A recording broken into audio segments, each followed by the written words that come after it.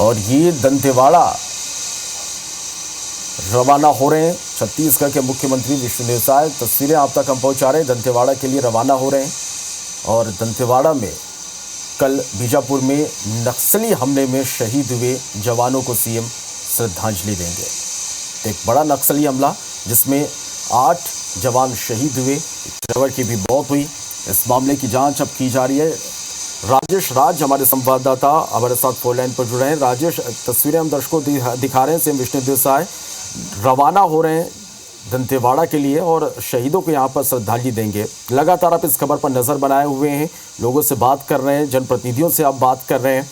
क्या अपडेट और इस खबर पर आपके पास में?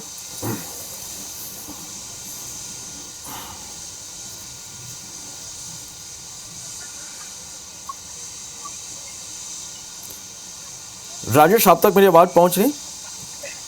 जी आवाज पहुंच रही है। सवाल दोहराएंगे प्लीज। राजेश, आपसे जानना चाहेंगे, दंतेवाड़ा के लिए सीएम यहां पर रवाना हो रहे हैं। लगातार आप भी इस खबर पर नजर बनाए हुए हैं। ग्राउंड जीरो की भी तस्वीरें हमने लगातार दर्शकों तक पहुंचाई कि वहां पर डीजीपी भी पहुंचे हैं, जवान भी पहुंचे हैं। और क्या अपडेट और आपके पास इस पूरी खबर को लेकर? देखिए, अपडेट है प्रदेश के मुख्यमंत्री विष्णुदेव साय रवाना हो रहे हैं रायपुर से। आप तस्वीर देख रहे होंगे, हेलीकॉप्टर की, हेलीपैड की तस्वीर है और सीधे रवाना हो रहे हैं वो दंतेवाड़ा के लिए। उनके साथ गृह मंत्री विजय शर्मा भी है, वो भी उनके साथ जा रहे हैं। साथ साथ में वन मंत्री केदार कश्यप भी उनके साथ जा रहे हैं। तो तीनों मंत्री रायपुर से रवाना हो रहे हैं, दंतेवाड़ा पहुंचेंगे। वहां पर जो शहीद जवान हुए हैं उनको श्रद्धांजलि दी जाएगी।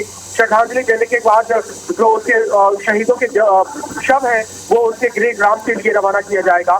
तो उसी कार्यक्रम में शामिल होने के लिए, शहीदों को श्रद्धांजलि देने के लिए प्रदेश के मुख्यमंत्री विष्णुदेव साय, गृह मंत्री विजय शर्मा और वन मंत्री केदार कश्यप तीनों रायपुर से रवाना हो रहे हैं। हेलीकॉप्टर बस टेक ऑफ कर ही रहा है। तस्वीर आप देख रहे हैं हेलीपैड की तस्वीर है और करीब 40 से 45 मिनट के बाद वो पहुंच जाएंगे दंतेवाड़ा। वहां पर भी लगभग पूरी तैयारी हो चुकी है। प्रदेश के पुलिस विभाग के आला अधिकारी वहां पर पहुंचे हुए हैं और फिर श्रद्धांजलि कार्यक्रम देने के बाद जो शहीद का शव है उनके ग्राम के लिए, गृह ग्राम के लिए रवाना किया जाएगा। तो ये तस्वीर और ये अपडेट है। जी राजेश, जिस तरह से ये कल घटनाक्रम निकलकर सामने आया, नक्सलियों ने एक बड़ा हमला किया। एक तरफ राजेश 2026 तक नक्सलियों के खात्मे की बात सरकार कर रही है, दूसरी ओर लगातार हम ये भी देख पा रहे हैं राजेश कि नक्सली मारे जा रहे हैं, नक्सलियों के माद में घुसकर उन्हें मारा जा रहा है। लेकिन नक्सली भी पूरी तरह से बौखलाए बैठे और इस तरह के मौकों की वो तलाश में है। सतर्क पूरे रहने की जरूरत है इस वक्त। निश्चित रूप से सतर्क रहने की जरूरत है। और जिस तरह से देखिए, बहुत ही बड़ी और लंबी कार्रवाई है, लंबी लड़ाई है। आपने देखा होगा कि इसके पहले भी लगातार लड़ाइयों में इस तरह के जवान शहीद हुए हैं, लेकिन ये पहली बार था कि पिछले 1 सालों में 2.5 से ज्यादा